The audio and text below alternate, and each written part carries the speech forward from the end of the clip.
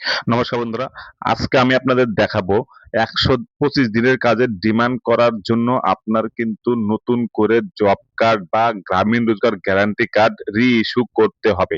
এটা আজকে আপনাদের একদম আমি অফিসিয়াল লগইন থেকে দেখিয়ে দিচ্ছি, যেটা গ্রাম পঞ্চায়েত করে।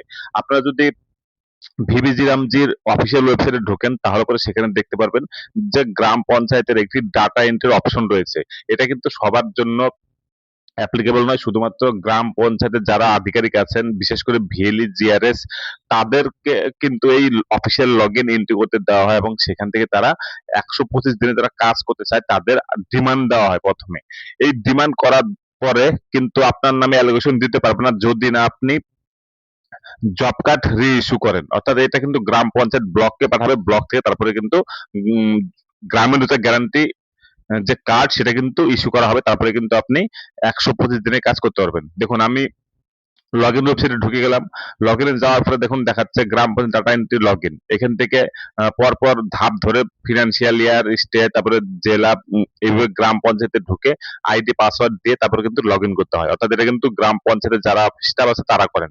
অর্থাৎ যেকোনো কাজ করার জন্য কিন্তু প্রথমে আপনার নাম ডিমান্ড দিতে হয়। অর্থাৎ কাজের আবেদন করতে হয়। তারপরে সেটা অ্যালোকেশন করতে হয় কোন স্কিমে আপনি কাজ করবেন। তারপর বিডিও অফিস থেকে কিন্তু আপনার নামে মাস্টার রোল বের হয়। তারপরে আপনি কাজ করতে পারবেন। এবার দেখাচ্ছে যে নতুন করে কাজের ডিমান্ড দেওয়ার জন্যই কিন্তু আপনার জব কার্ড রি-ইস্যু করতে হবে। এটা কিন্তু আগে ছিল না। এখন কিন্তু যেহেতু ভিবিজি রামজি হয়ে গিয়েছে সেজন্য কিন্তু এই অপশনটি দেখাচ্ছে। অর্থাৎ আপনার জব কার্ড আবার রি-ইস্যু করতে হবে। এটা কিন্তু বাল্কে করা যাচ্ছে না। অর্থাৎ সমস্ত জব কার্ডই রি-ইস্যু করে দেবে এরকম কিন্তু করা যাচ্ছে না। কারণ অনেকেরই নাম ডিলিট হয়ে গেছে বা কেউ মারা গিয়েছেন সেজন্য। দেখুন এখানে দেখাচ্ছে যেটা এখান থেকে কিন্তু গ্রাম পঞ্চায়েত রেজিস্ট্রার সমস্ত রকম জব কার্ড বা গ্রামীণ রোজগার গ্যারান্টি কার্ড যেটা এখন আছে সেটা কিন্তু এখান থেকেই করেন। এবার যেটা শোনা যাচ্ছে জব কার্ডের পরিবর্তে কিন্তু এবার গ্রামীণ রোজগার গ্যারান্টি কার্ড আসবে। অর্থাৎ এটা প্রিন্টিং এর পর্যায়ে রয়েছে বা আলোচনার পর্যায়ে রয়েছে স্টেট লেভেলে। এটা কিন্তু খুব শীঘ্রই কিন্তু পেয়ে যাবে সবাই নতুন যে গ্রামীণ রোজগার গ্যারান্টি কার্ড সেটা। এবার এখান থেকে দেখুন প্রত্যেকটা অপশন কিন্তু পরপর আছে। জব কার্ড রেজিস্ট্রেশনের জন্য একটা অপশন আছে। এটা কিন্তু নরমালি গ্রাম পঞ্চায়েত করতে পারে না যতদিন না জেলা বা ব্লক থেকে তারা পারমিশন পায় নতুন করে জব কার্ড দেওয়ার জন্য। এখানে আছে দেখুন ডিমান্ড ফর ওয়ার্ক এন্ট্রি। এই ডিমান্ড ফর ওয়ার্ক এন্ট্রি থেকে কিন্তু প্রথমে কাজের জন্য আবেদন করা হয়। ধরুন আপনি ১৪ দিনের বা ৭ দিনের জন্য আবেদন করলেন। তখন তারা কিন্তু এই ডিমান্ড অপশন থেকে কিন্তু কাজটা করে থাকে।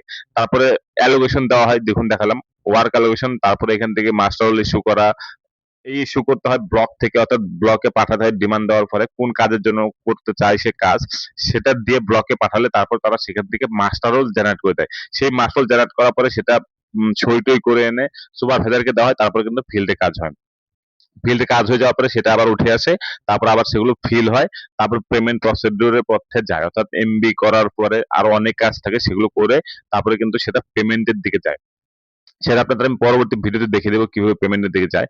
এবার এই যে ডিমান্ড অপশনটা আছে, সেই ডিমান্ড অপশনটা যদি আপনাদের দেখাই তাহলে পরে সেখানেও দেখতে পারবেন যে এখানে একদম ক্লিয়ার মেনশন করা আছে যে জব কার্ড রি-ইস্যু করতে হবে। যদি জব কার্ড রি-ইস্যু করা না হয় তাহলে পরে তার ডিমান্ডই নিবে না। অর্থাৎ সে কাজের আবেদনই যে করেছে সেটা কিন্তু এমআইএস এ এন্ট্রি করা যাবে না।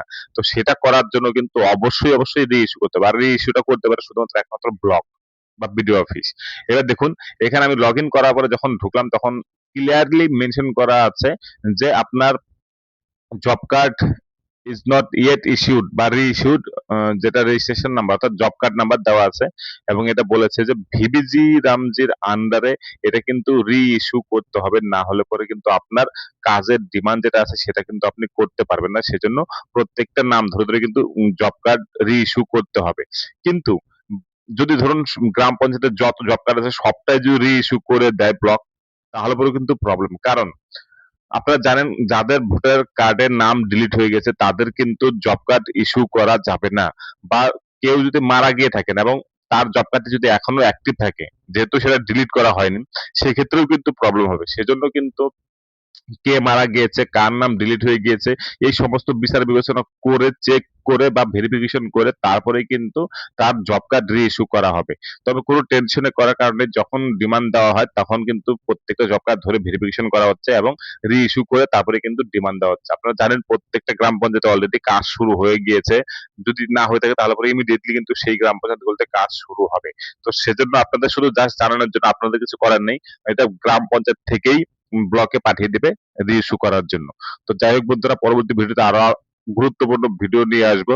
তার আগে বলে রাখি, যদি চ্যানেলটিতে নতুন হয়ে থাকে তাহলে অবশ্যই চ্যানেলটিকে সাবস্ক্রাইব করবেন, ভালো লাগলে লাইক কমেন্ট শেয়ার করতে একদমই ভুলবেন না, এরকম গুরুত্বপূর্ণ ভিভিজি রামজির তথ্য পেতে। ধন্যবাদ।